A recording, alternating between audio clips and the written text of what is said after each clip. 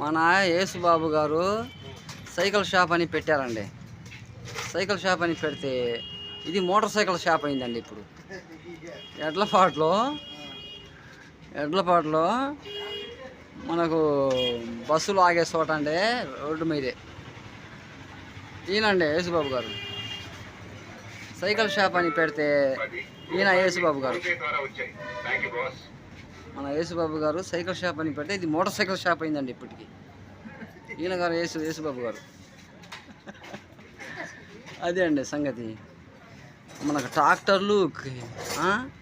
ట్రాక్టర్లకి పంచర్లు, క్రేన్లకి పంచర్లు, ఇవన్నీ మళ్ళీ అవి మార్చడానికి, టైర్లు మార్చడానికి, ట్యూబులు మార్చడానికి ఇవన్నీ చేస్తున్నాం అండి మన యేసుబాబు గారు. సైకిల్ షాప్ అనుకున్నది మోటార్ సైకిల్ షాప్ అయిపోయింది. ఎడ్లపాడు రోడ్డు పక్కన, హైవే రోడ్డు పక్కన.